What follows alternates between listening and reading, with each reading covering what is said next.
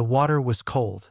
Elliot felt the liquid running down his forehead, carrying the pungent smell of ammonia and the rotten stench of a mop cloth. The dirty water mixed with toilet cleaner had soaked through his white shirt, sticking to his chest, ice-cold and bone-chilling. "Get out!" Marlowe's scream cut through the hallway like a knife. She threw away the empty bucket, her chest heaving violently, her delicate makeup twisted with rage. That finger painted with blood-red nail polish trembled as it pointed toward the emergency exit. "This isn't a place for trash like you. Do you hear me? Get out!" The guests around them stopped in their tracks.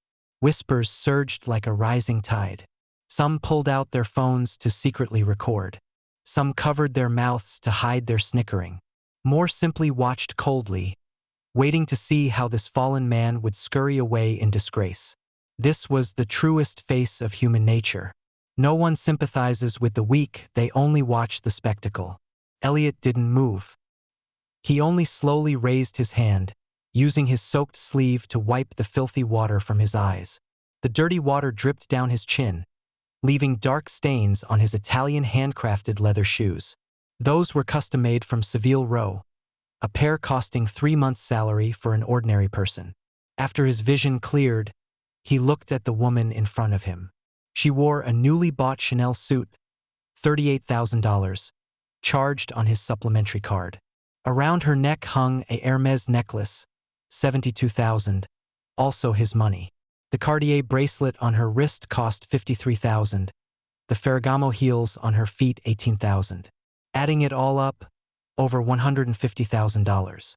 All given by him, and now, by throwing dirty water at him, she was telling him to get lost. In Marlowe's eyes was undisguised disgust, the kind of look you give garbage. Like looking at a cockroach that had crawled into a high-end restaurant, wishing she could crush it with her shoe immediately. She had no idea that the surveillance camera at the end of the hallway was transmitting all of this in real time to his phone. Nor did she realize that everything she wore and carried was approved by his spending authorization. Even less did she realize that what she was about to lose was far more than all of this. "Marlowe, what happened?" A man hurried over. Donovan Morris, marketing director, 40 years old, impeccably dressed in a suit, hair slicked back and shiny, wearing that standard elite smile on his face. The kind of smile practiced in countless business settings, fake as a plastic flower. He first glanced at Elliot with surprise, his gaze lingering on the soaked shirt for half a second, then, like seeing a stray dog, quickly looked away. Then, very naturally, he put his arm around Marlowe's shoulder. That gesture was too practiced, his palm landing exactly on her shoulder blade, his thumb gently caressing her collarbone. Marlowe also leaned into him naturally, her body pressed close to his like vines winding around a tree. This wasn't the first time they'd embraced like this. Not even the 100th time. "Who is he?" Donovan frowned, his tone carrying both vigilance and contempt. "Where's security? How did they let this kind of person in?" This kind of person. Elliot heard those 3 words. "My husband," Marlowe said through gritted teeth, her voice so low it was like spitting out something dirty.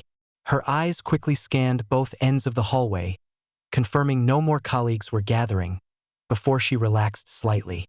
Then she lowered her voice, almost squeezing it out from between her teeth. "A piece of trash." Donovan raised his eyebrows, a playful expression flashing across his face. He released Marlowe, walked forward 2 steps, and stood in front of Elliot. That kind of scrutiny was like evaluating a piece of garbage waiting to be disposed of. His gaze swept from Elliot's soaked shirt to his wrinkled suit pants, then to the leather shoes covered in dirty water. The corners of his mouth slowly curved up in that superior smile men show when they see someone worse off than themselves. "Your husband." Donovan turned to look at Marlowe, deliberately raising his voice so everyone around could hear. "I remember you saying you were single. We're about to get divorced." Marlowe blurted out, speaking quickly with obvious urgency and panic. "Donovan, hurry and have security throw him out. He's here to cause trouble, to ruin my promotion." There was fear in her voice. Not fear of Elliot, but fear of being discovered. "Oh." The smile on Donovan's face became even more contemptuous. He took another step forward, almost pressing up against Elliot. He was 3 centimeters taller than Elliot and deliberately straightened his back, looking down at him from above. This was an animalistic display of dominance, a male asserting his territory. "Listen, friend." Donovan's voice wasn't loud, but loud enough for those around to hear. "This is Orion Technology's annual gala, only for employees and core partners. If you want to find your wife, wait for her at home some other day." He paused, the corner of his mouth curling into a mocking arc as he said word by word. "Don't embarrass yourself here. Understand." Suppressed laughter came from the hallway. Several onlookers whispered to each other, their eyes filled with the excitement of watching a show. One woman said in a low voice, "Oh my God, Marlo actually has a husband like this? How pathetic." Another man responded, "No wonder she never mentions anything about home." Elliot still didn't speak. He pulled out a handkerchief from his pocket, the birthday gift Marlo had given him last year. At this time last year, she would still pretend to be gentle and considerate, would still prepare surprises for his birthday. Back then they had just been married for 4 years, and she still needed to maintain surface warmth. Now she didn't need to anymore, so she could throw dirty water at him without any hesitation. The label was still on the handkerchief. She had never sincerely chosen it. Elliot slowly wiped the water from his face, his movements calm, as if handling an insignificant minor issue. That calmness made Marlo inexplicably uneasy. "Are you deaf?" Donovan frowned, raising his voice a bit. He turned his head and shouted toward the other end of the hallway, "Security, come here." 2 young security guards in black suits jogged over. They looked very nervous, obviously new recruits, probably trained for just a few months. "Director Morris." One of the guards stood at attention, his voice respectful. "What do you need?" "Escort this person out." Donovan pointed at Elliot, his tone carrying the commanding air of someone used to giving orders. "He's not an employee, has no invitation, and is now suspected of trespassing at a private event. Oh, and make a record of it. Don't let him into the company building again." The 2 guards exchanged glances and walked toward Elliot. "Sir, please cooperate with us." The younger guard had just extended his hand when he was stopped by Elliot's gaze. Just a look, but that guard inexplicably felt a chill, his hand stopping in midair. It wasn't an angry look, not the hatred after humiliation, but a kind of calm that saw through everything, like a director watching his arranged script unfold according to plan. "Wait," Elliot finally spoke. His voice was so calm it made both Marlo and Donovan pause. That kind of calm wasn't the suppression after anger, not the endurance after grievance, but the calm of someone in control, like a judge's calm before pronouncing a verdict. "I have an invitation." Elliot pulled out a card from his inside jacket pocket. It was a pure black card made of special material with a matte surface and a heavy feel. The edges were cut perfectly flawlessly, and in the dim hallway light, it almost absorbed all the light. The card had only simple gilt letters on it, no fancy patterns, no company logo. "EW." Elliot handed the card to the young guard. The guard took it, flipped it over to see a QR code on the back. He instinctively pulled out his phone to scan it. This was the company's standard procedure for verifying invitation authenticity. Then his expression changed. From confusion to shock to panic, it took only 3 seconds. The information displayed on his phone screen froze all the blood in his body. He immediately stood at attention and bowed deeply to Elliot, his waist bent to 90 degrees. "I'm sorry, sir. So very sorry. We didn't know. We really didn't know you would be coming." The other guard saw his colleague's reaction and quickly pulled out his phone to scan the code. After reading it, his face turned pale instantly, cold sweat immediately appearing on his forehead. "Mr. W." His voice was trembling. Really very sorry. We didn't recognize you." The hallway suddenly fell silent. All the guests who had been whispering stopped, their gazes focused on that black card. The atmosphere seemed frozen. "Mr. W? That Mr. W? The legendary ghost boss? No, what?" Donovan snatched the card from the guard's hand. He looked it over several times, his expression changing from disdain to confusion to unease. He saw those 3 gilt letters, looked at the QR code on the back, his brow furrowing tighter and tighter. What the hell is this? His voice was somewhat hollow. What kind of broken invitation doesn't even have a full name? The young guard's forehead began to sweat. He looked at Donovan, then at Elliot, bit his lip and said in a very low voice, "Director Morris, this is the Board of Directors' special invitation." Board of Directors? Donovan was stunned. So what? The entire company only has 3. The guard's voice grew softer. 1 for CEO Mr. Chun, 1 for CFO Miss Celeste, and 1 more. He didn't dare continue. The air was terrifyingly quiet. And 1 more for who? Marlowe's voice squeezed out from her throat, trembling. The guard raised his head, looked at Elliot, his eyes filled with awe and fear. 4 Mr. W., the company's co-founder, the real boss. Time rewinds. 6:30 in the morning, the alarm went off. Marlowe turned off her phone and sat up in bed. She glanced at Elliot still sleeping beside her, her brow furrowed tightly, as if she had seen something disgusting. "Aren't you going for a run today?" Her tone was cold. Elliot opened his eyes, looking at the ceiling. "Not today." "Then at least make breakfast." Marlowe got up, walked into the bathroom, and slammed the door shut. "I have to leave at 7:30.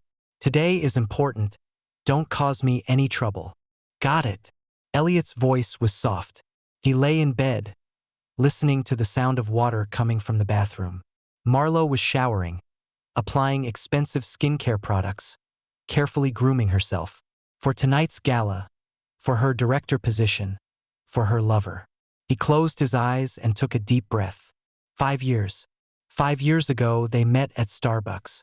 Back then, Marlowe was a fresh graduate, full of ideals, with clear eyes and a sincere smile. She said she wanted to work for a tech company, do marketing, and make it on her own ability. Elliot was attracted to her, not because of her appearance, but because of that desire and determination for the future. So he hid his identity, saying only that he was a freelance programmer. He wanted to know if anyone would truly love him when he had nothing. Marlowe passed the first round of testing. She didn't leave him because of his poverty, instead actively pursued him, saying she didn't care about material things, that love was enough. They got married. Then Elliot began to observe. The first year, Marlowe was still restrained.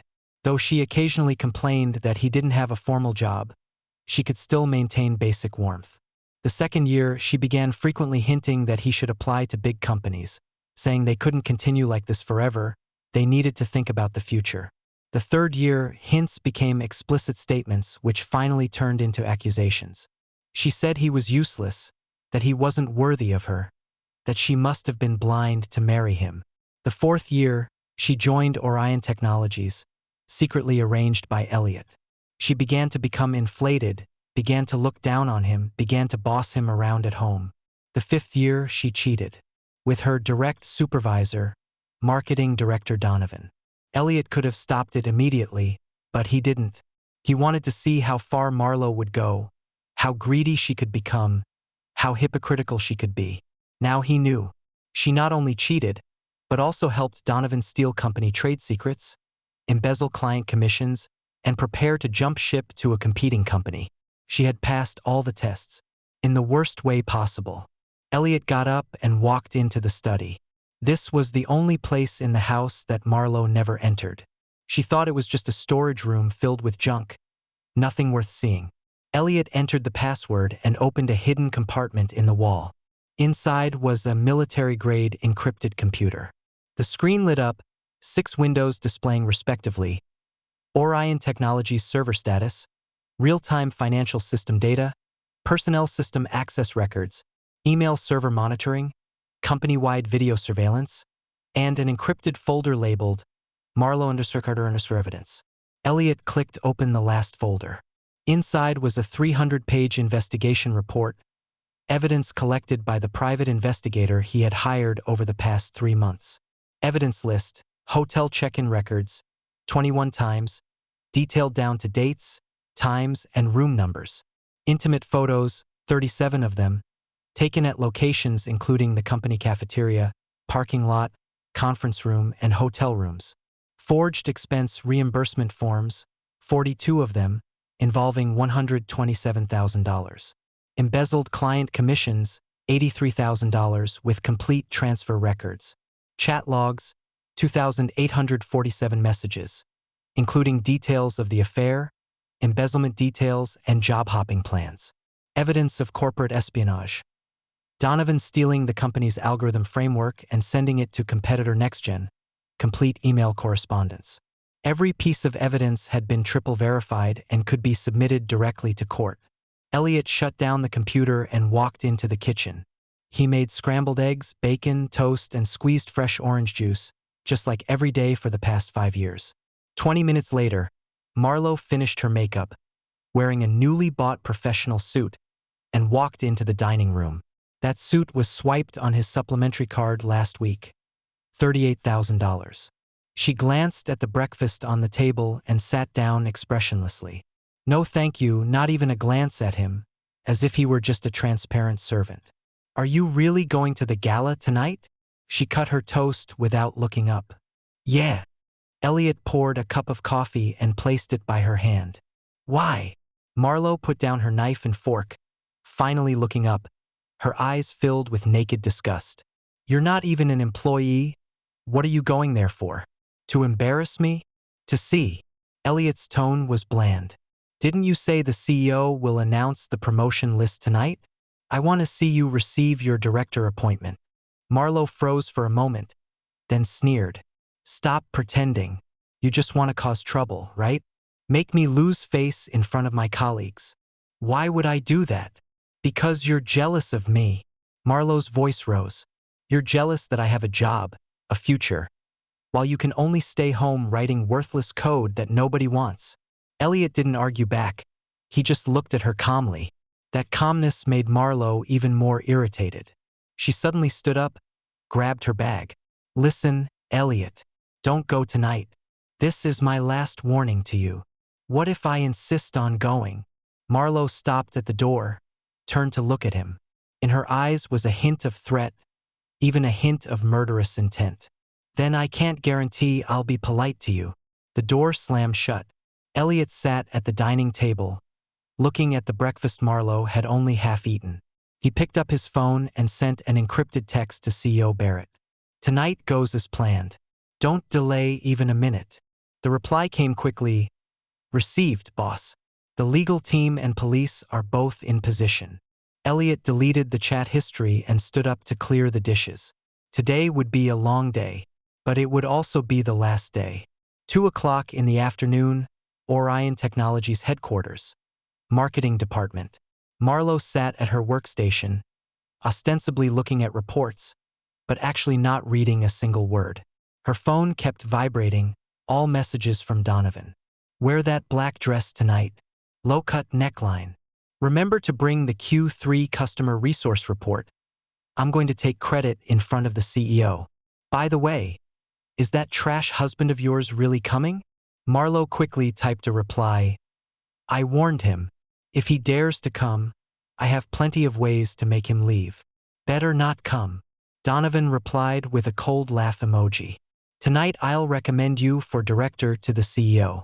If people know you have a trash husband, it'll hurt your image badly. After all, our company wants elites, not mediocre people dragging families around. Marlo bit her lip and replied, Don't worry, he won't ruin my future. She put down her phone and took a deep breath. 3 years. She had struggled at Orion Technologies for 3 years, climbing from an ordinary marketing specialist to senior manager. By ability, and more so by her perfect persona as an elite single woman. She told everyone she wasn't married, had no children, could devote herself fully to work. She crafted herself into an independent, strong, modern woman who could fly anywhere in the world at any time. Colleagues envied her. Bosses valued her. Clients respected her. And Elliot was the biggest stain on this perfect persona. An unemployed bum of a husband, a waste hiding at home writing code, a socially awkward person who couldn't even handle basic social interactions. Marlo remembered the scene 5 years ago when she met Elliot at Starbucks.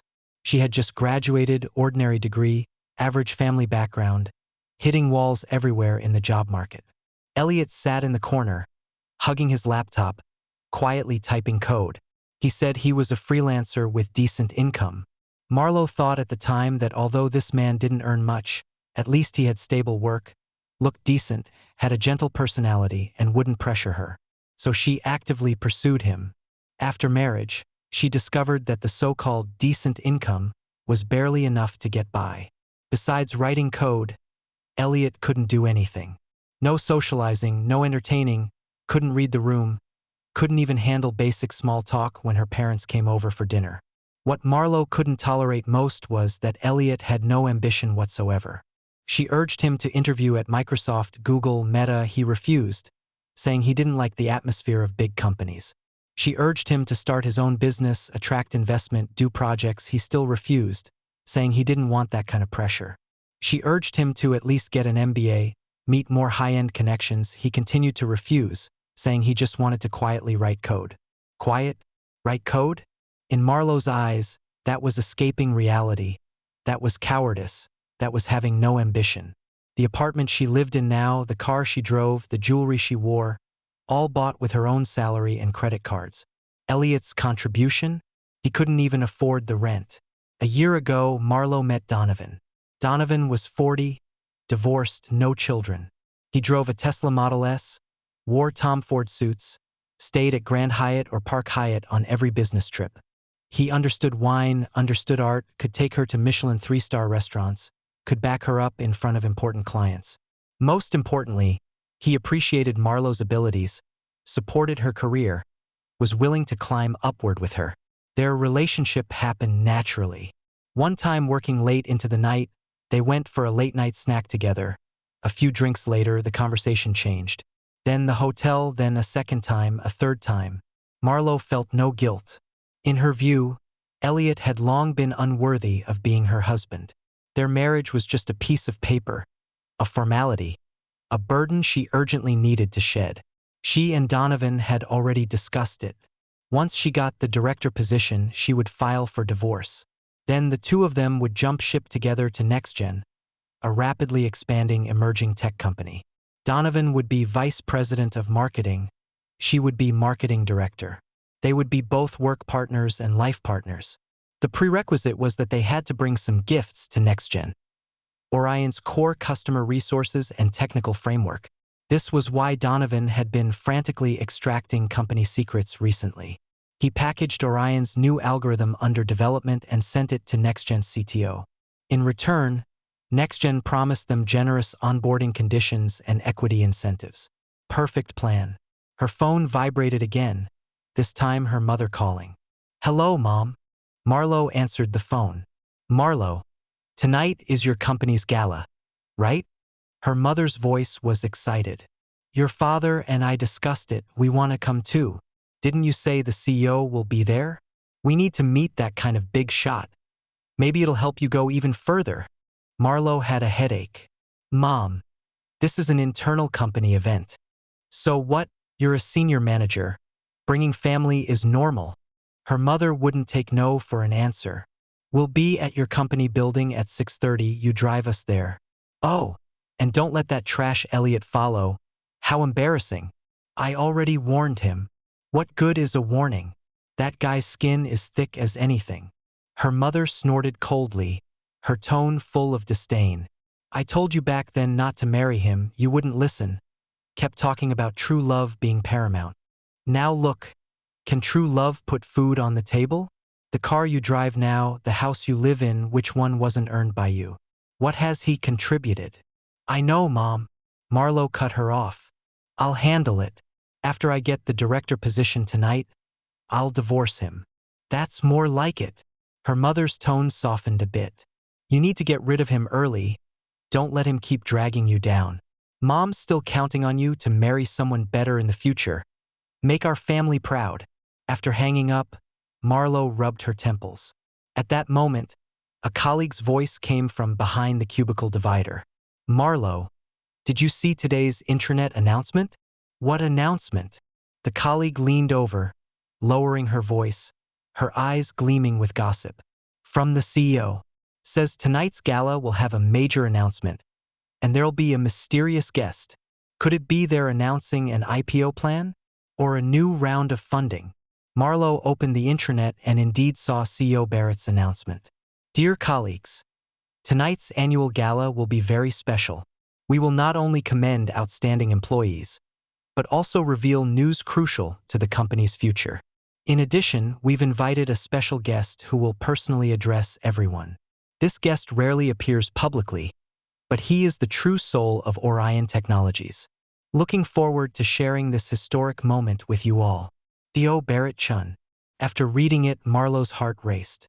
Special guest? Orion's soul? She immediately messaged Donovan. Do you know who the mysterious guest coming tonight is?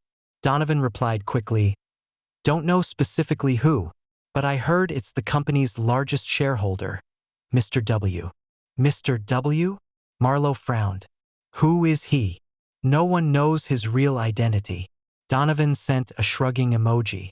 They say he's Orion's co-founder, but never appears. All major decisions are conveyed through the CEO. Everyone in the company calls him the ghost boss.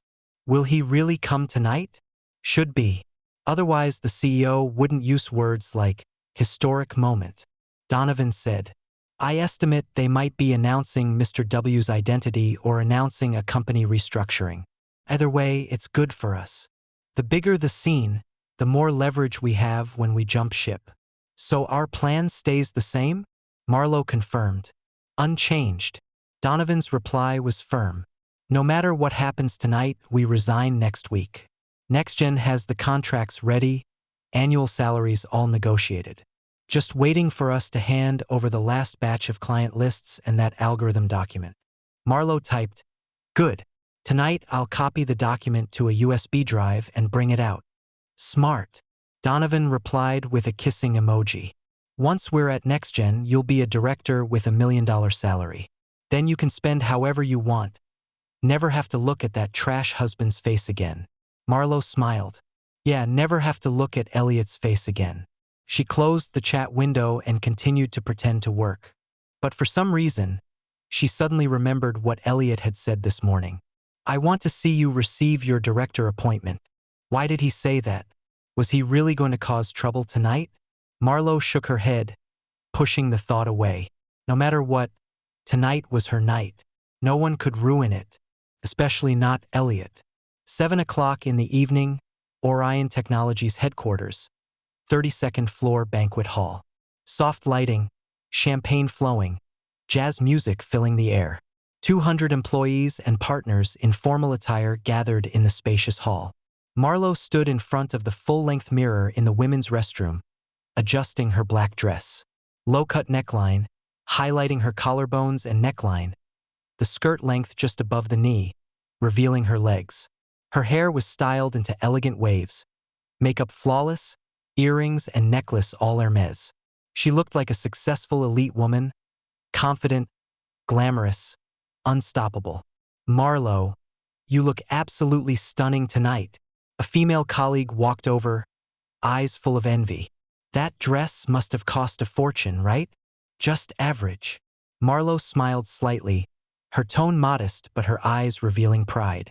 I bought it for tonight's occasion. I heard the CEO is announcing the new director list tonight. You're definitely on it, the colleague said. You've done so well these past few years. Everyone knows it. Thank you. Marlowe's smile became more genuine. I'm just doing my job. By the way, I saw Director Morris looking for you just now. Seems like he has something to say. Okay, I'll go find him. Marlowe touched up her lipstick, took one last look at her perfect reflection in the mirror, then turned and left the restroom. The banquet hall was already mostly full.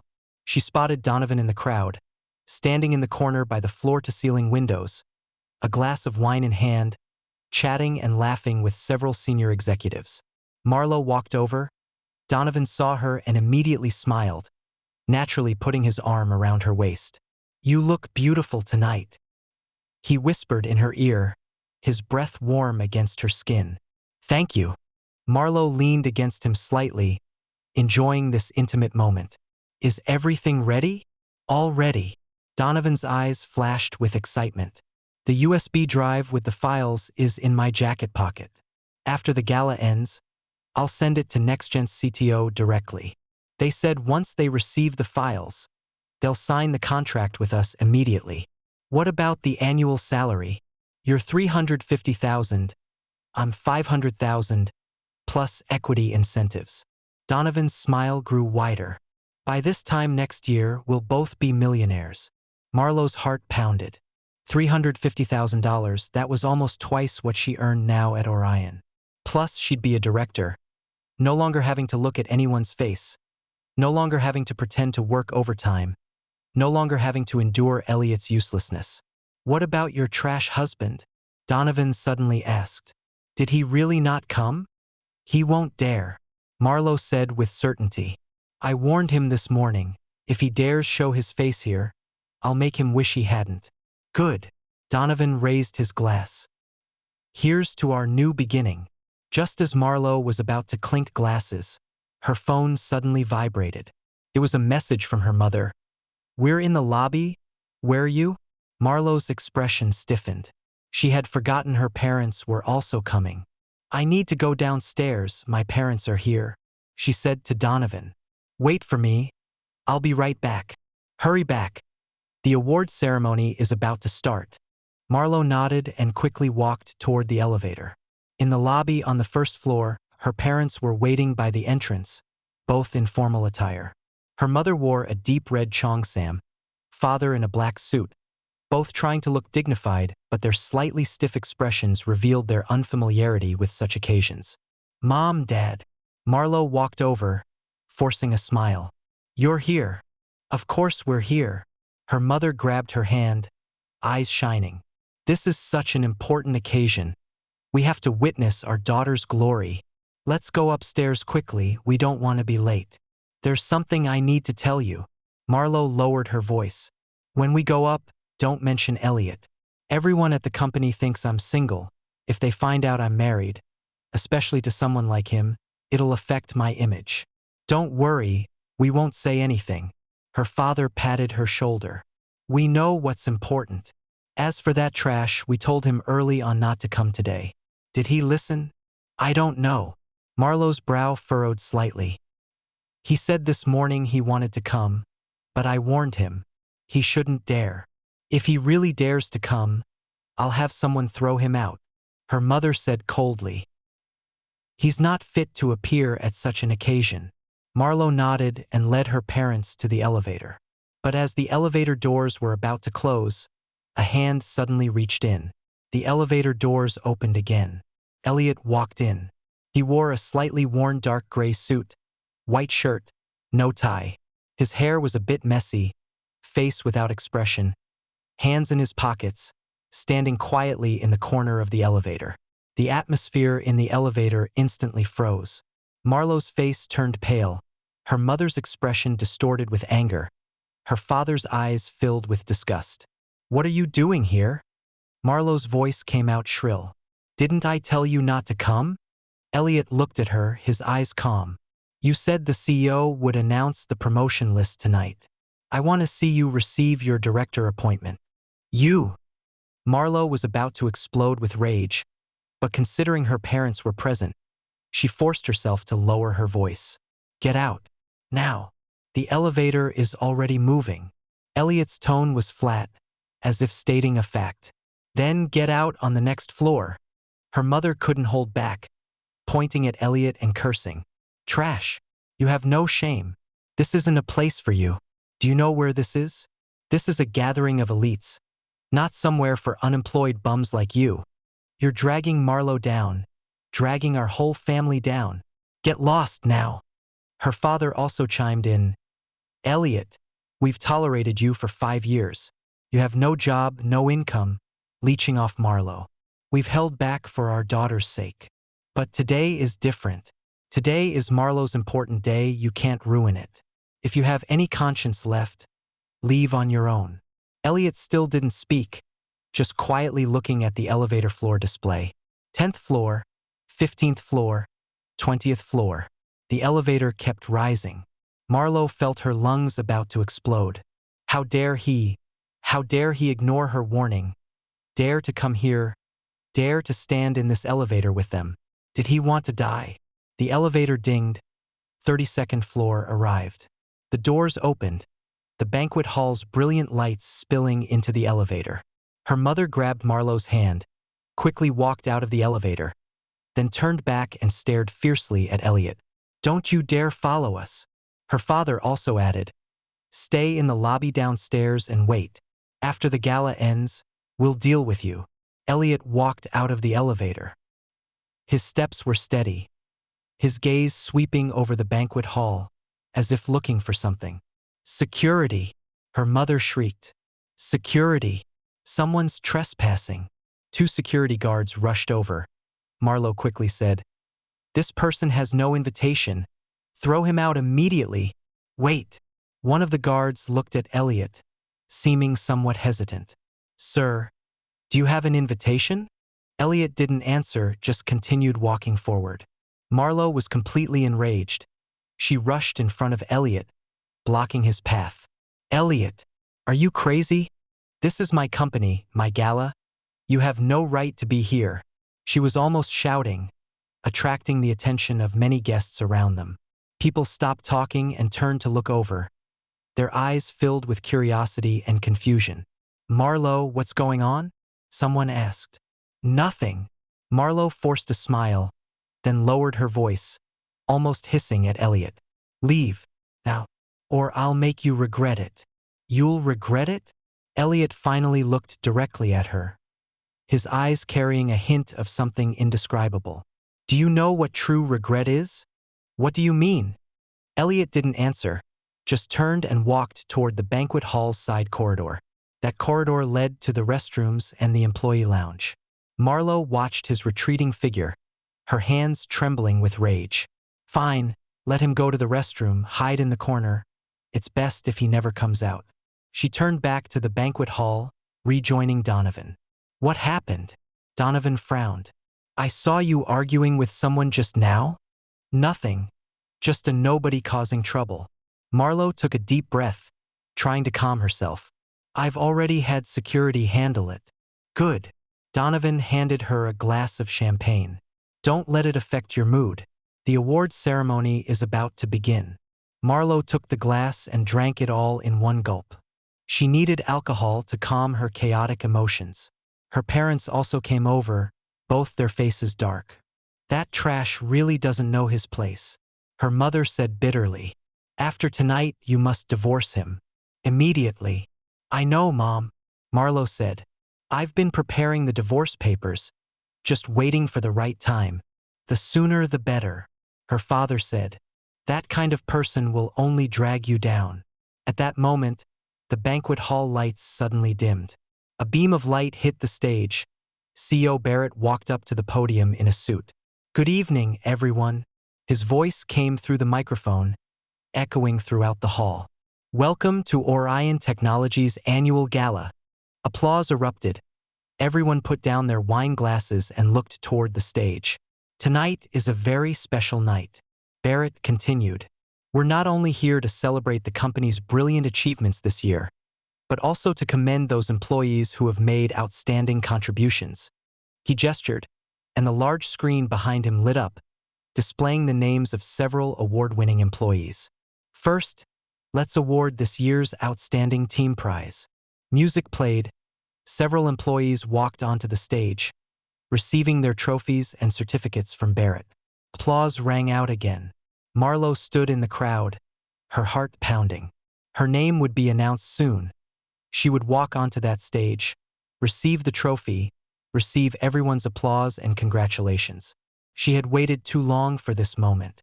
"Next is the Individual Excellence Award." Barrett's voice continued. "This year's winner is Marketing Department Senior Manager, Marlo Carter." Applause erupted like a tide. Marlo's heart almost jumped out of her chest. She took a deep breath, arranged her expression, and walked onto the stage with a perfect smile. Barrett shook her hand and personally handed her the trophy and an envelope, while whispering, "There's an important announcement coming up. You sit in the front row and listen carefully. Marlo nodded, holding the trophy as she walked off stage. Her heart was beating fast. An important announcement? Was he about to announce the promotion list? After the awards ceremony ended, Barrett cleared his throat. Next, I'm going to make a very important announcement.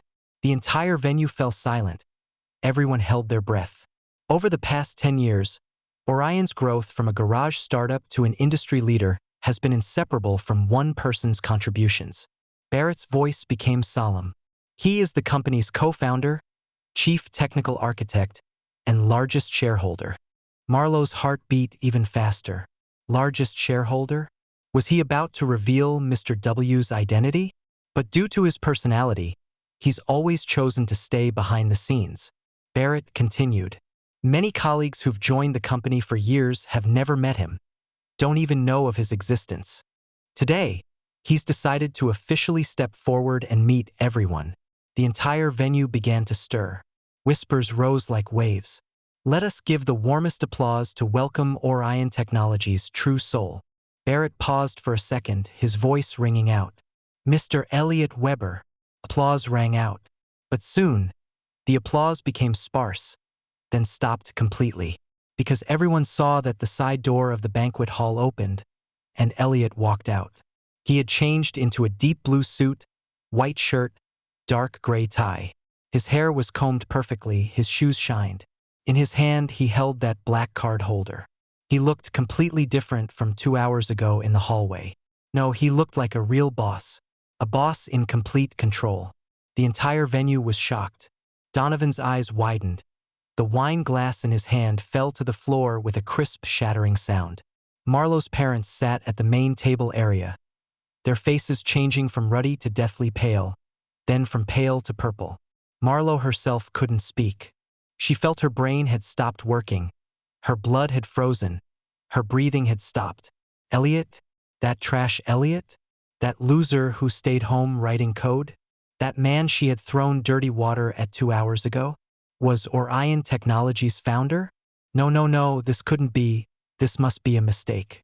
Elliot walked onto the stage and took the microphone from Barrett.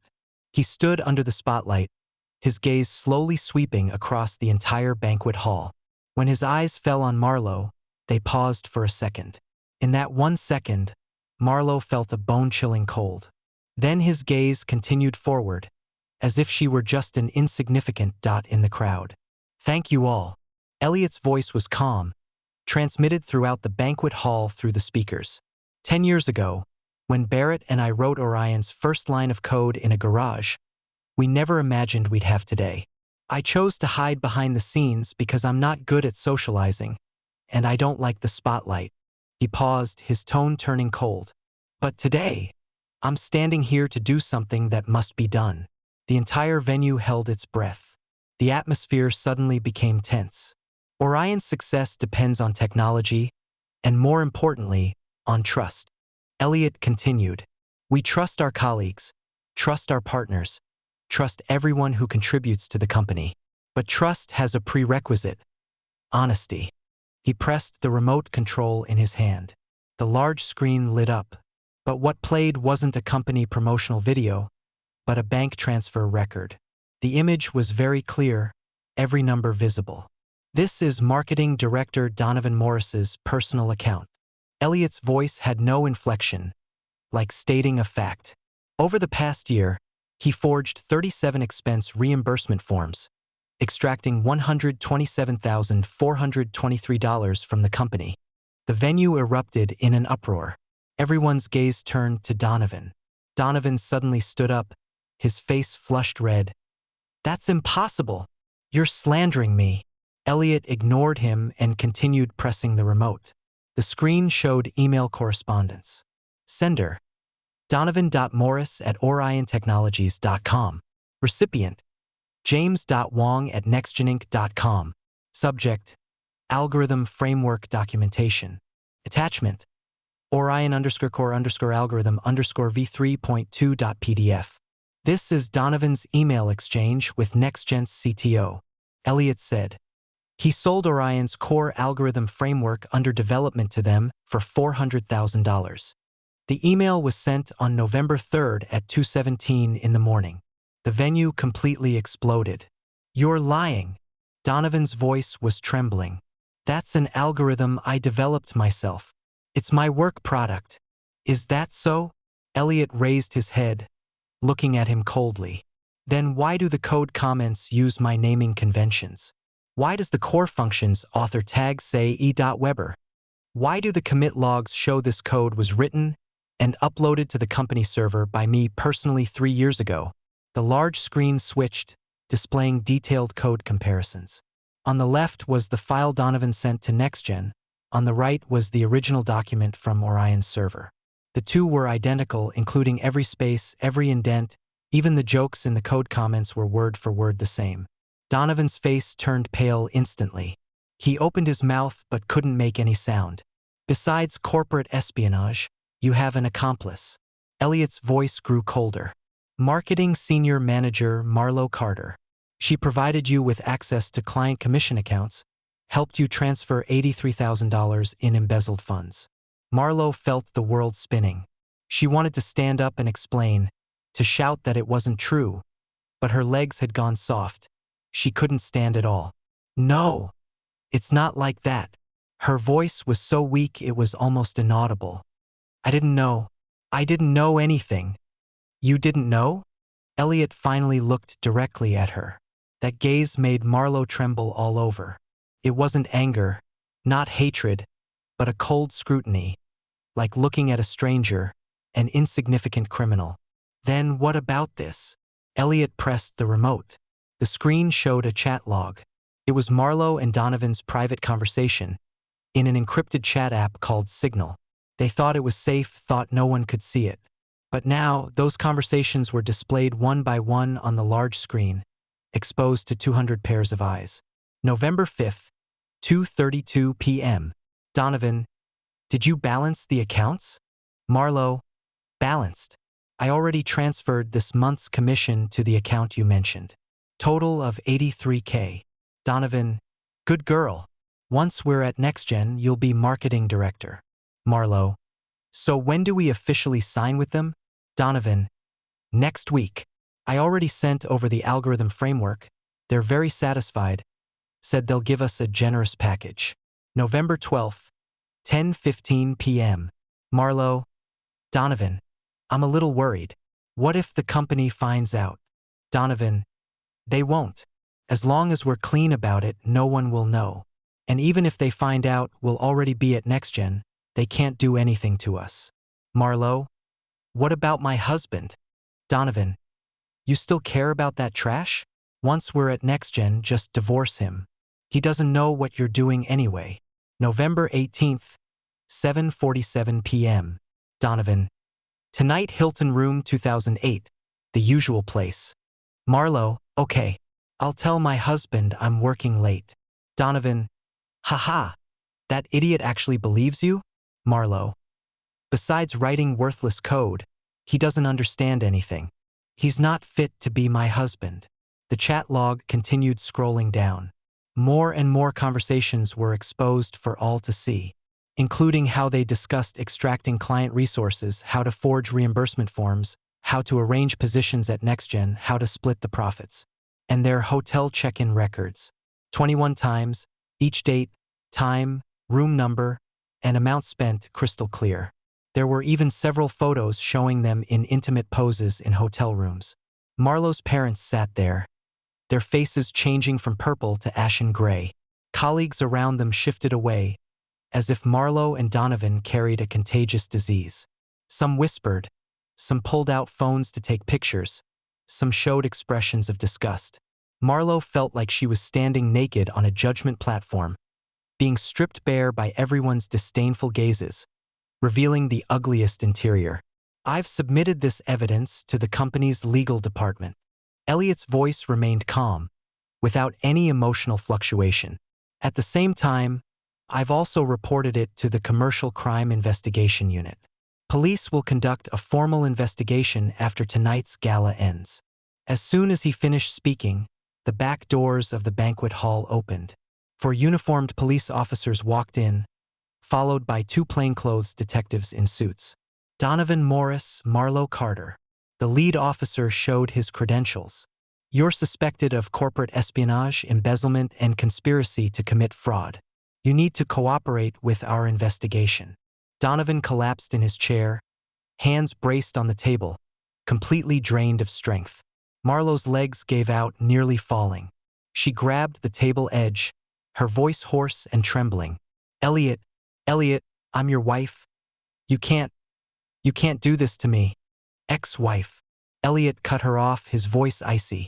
The divorce agreement is already drafted. Whether you sign or not doesn't matter, because according to the prenuptial agreement we signed, all your expenses during the marriage must be returned to the trust fund upon divorce. What prenuptial agreement? Marlo screamed. We never signed any damn prenuptial agreement. You did, Elliot said. 5 years ago, when we registered our marriage, you signed a 23-page document. You thought it was just ordinary property notarization? It was a family trust risk isolation agreement. It clearly states that during the marriage, I can gift you property. But once the marriage ends, by any means, all gifts automatically become void and must be returned in full. Marlo remembered 5 years ago, on the day they registered their marriage. A lawyer had indeed produced a very thick document for her to sign. She hadn't read it carefully at the time, just quickly flipped to the last page and signed her name. She thought it was just a formality. Everything you're wearing, everything you use, where you live, what you drive, totals about $1,230,000. Elliot continued, his tone like reading a shopping list. According to the agreement, you need to return it in full within 30 days. If you can't return it, we'll pursue it through legal means, including but not limited to freezing your bank accounts and auctioning all assets in your name. I don't have the money. Marlo broke down, tears streaming down her face. How could I have over $1 million? Those were all things you bought me. You gave them willingly. Willingly? Elliot gave a cold laugh. You've been using my supplementary card for 5 years, never once asking where the money came from. You just naturally assumed it was yours because you were my wife, because I loved you so you could spend freely. He paused, his voice growing colder. But love has an expiration date. When you betrayed me, cheated, stole company secrets, that expiration date arrived. Marlo couldn't speak. Additionally, the $83,000 you embezzled, the company will sue separately, Elliot said. According to Illinois law, that amount is enough for you to serve 3 to 5 years. Considering you also aided corporate espionage, the sentence could be heavier. The police stepped forward with handcuffs. Wait! Marlo's mother suddenly rushed onto the stage, stumbling over, grabbing Elliot's sleeve. Elliot, we're family. You can't do this to Marlo. She's your wife. Elliot looked down at her hand, gripping his sleeve, saying coldly, Family? Ma'am, 2 hours ago, you threw me out of the car, said I was trash, said I wasn't fit to ride in your car, said I would embarrass Marlo. Now you remember we're family? Her mother's face turned from purple to pale, lips trembling, unable to speak. Oh, and one more thing to inform you, Elliot continued. The house you're living in now, the property deed's owner is my family trust fund. Marlo thought she bought it herself, but it was actually the company's zero-interest loan benefit for internal employees. 0 down payment, 0 interest, but there's a condition. The beneficiary must be a company employee. He looked at Marlo's parents. Now that Marlo's been fired, this loan is immediately due. You have 30 days to move out or pay off the loan balance in one lump sum, $870,000. You! Her father trembled with rage. You're forcing us to our deaths. I'm just acting according to the law, Elliot said. If you think it's unfair, you can sue me in court. But I suggest you consult a lawyer first to see what your chances are. Her mother collapsed on the floor, covering her face and crying loudly. And the car, Elliot added. The Audi A4 Marlo drives is a company lease, registered under the company's asset management department. After she's fired, the car will be repossessed within 24 hours. You can't be so heartless. Marlowe's voice had turned into a sob. I'm heartless. Elliot finally showed a hint of emotion, a cold, almost mocking laugh. Marlowe, when you used my money to buy designer bags as gifts for your lover, when you rolled around in our bed with another man, when you conspired with that man to hollow out my company, did you think about the word heartless? Marlowe couldn't speak. When you threw dirty water at me in the hallway, called me trash in front of everyone, did you think about my feelings? Elliot continued. When your parents threw me out of the car by the roadside, said I wasn't fit to attend your company gala, did you stop them even once? You didn't. Elliot cut her off. You just stood by watching coldly, even thinking they were right. Because in your heart, I really am trash. Really unfit to be your husband. His voice grew colder. So now I'm just giving you the treatment you deserve. This is called karma. The police handcuffed Donovan and Marlowe. The cold metal locked on their wrists with a crisp sound. As Marlowe was being led away, she passed by Elliot. She stopped, looked up at him, tears blurring her vision. Why? If you knew all along, why didn't you stop me earlier? Why wait until today? Elliot looked at her, silent for a few seconds. Then he said, because I wanted to see how disgusting you could become. Marlowe's whole body trembled. You passed the test. Elliot said calmly. You're more greedy, more selfish, more without bottom lines than I imagined. You not only betrayed me, but also betrayed this company, betrayed everyone who trusted you. So what I'm giving you today is the karma you deserve. Not more, not less. Marlowe was led away by the police. At the door, she looked back. In the banquet hall, 200 pairs of eyes were watching her. Their gazes filled with contempt, disgust, and schadenfreude. No one sympathized with her. The image she had been so proud of had completely collapsed tonight. 3 days later, Orion Technologies headquarters, top floor office. Barrett knocked and entered, holding a document. Boss, latest news from legal. Elliot looked up. Speak. Donovan's been formally charged with corporate espionage and embezzlement. Barrett handed over the document. The prosecution is requesting 5 to 7 years imprisonment plus a $500,000 fine. His lawyer wants to reach a plea agreement, trading a reduced sentence for more details. Have legal fully cooperate with the prosecution. Elliot said, not one of his crimes can be reduced. Understood. Barrett turned to the next page. As for Marlowe, since she's an accomplice, the sentence will be lighter.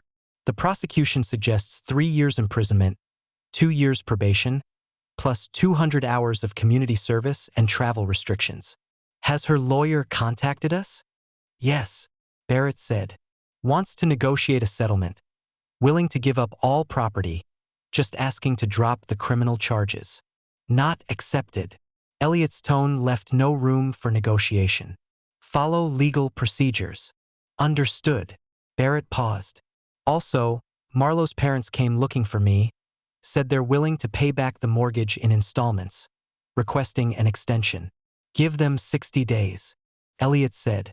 After that, immediately start foreclosure proceedings. Barrett nodded and turned to the last page. NextGen is also under investigation. Their CTO was fired for purchasing trade secrets. The company's stock dropped 18%. The board has dismissed 3 executives. As they should. Elliot closed the file. How's the marketing department restructuring going? Basically complete. Barrett said. I promoted several capable young people. The new director is Harper Zhang. You've met her, very solid, strong business abilities too. Good. Elliot stood up and walked to the floor-to-ceiling window.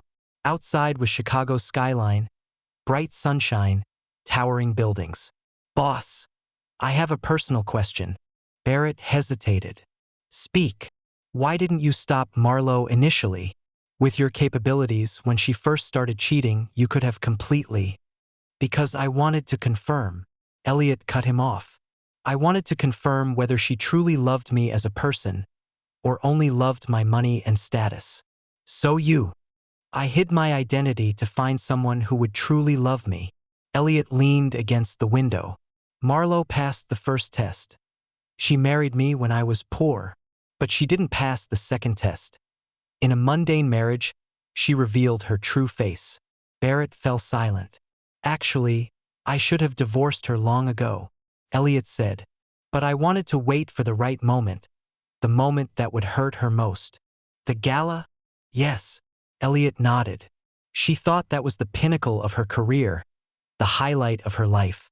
She dressed up carefully, full of anticipation, ready to receive praise and promotion in front of everyone. He turned around, looking at Barrett. I wanted to make her fall into the deepest abyss at her most triumphant moment. Only such a contrast could match the hurt she gave me. Barrett didn't know what to say. I'm not a good person, Barrett. Elliot gave a self-deprecating smile. But I don't plan on being a good person either. When she threw dirty water at me, did she think about my feelings? When she rolled around with Donovan in our bed, did she think about my dignity? When she used my money to buy designer bags for her lover, did she think about my contributions? No, Barrett said. So I don't need to think about her feelings either. Elliot walked back to his desk. What goes around comes around. Barrett asked softly, what are your plans next? In terms of personal life?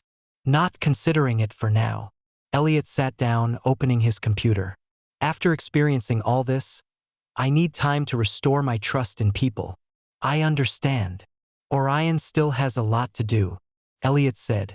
Next quarter we're launching a new product, and we need to sign with 3 new clients. I'll focus on work. Understood. Barrett turned to leave. Barrett, Elliot called out to him. Boss, thank you for your support over these 10 years, Elliot said. Without you, Orion wouldn't be where it is today. Barrett was taken aback, then smiled. That's what I should do, boss. We're partners and more than that, friends. Yes. After Barrett left, Elliot sat alone in the office. He opened his computer and entered an encrypted folder. Inside were photos from 5 years ago. It was from his and Marlo's first date, Starbucks, autumn, perfect sunshine. The two sat by the window, Marlo smiling happily, Elliot smiling sincerely too. Back then he really thought he had found true love. He thought she loved him as a person, not his money, his status, the material life he could give her. But reality had slapped him hard in the face. Elliot stared at the photo for a long time. Finally, he moved his mouse to the delete key, paused for a second, then clicked. Confirm deletion? Yes. File permanently deleted. Goodbye, Marlo, he said softly. The screen went black. Outside the window, the city's traffic continued to flow. The billboards on the high-rises continued to flash. Life would go on. Only from now on, Elliot Weber would never easily trust anyone again. He would continue being his ghost boss, hiding behind code, using technology to change the world. As for love, that was other people's game, not his. The end. Afterward, this story isn't about revenge. It's about cause and effect. Marlo thought she was clever, thought she could have her cake and eat it too, could use Elliot's money to live well while conspiring with her lover to jump ship. She thought Elliot was trash, an easily bullied honest person. She was wrong. Elliot wasn't trash, he was just testing. Testing whether she was worthy of his love, his trust, his devotion. She failed, so she got the corresponding price. This isn't cruelty, this is fairness. This world's rules are simple. How you treat others is how others will treat you. Plant betrayal, reap destruction. This is the price.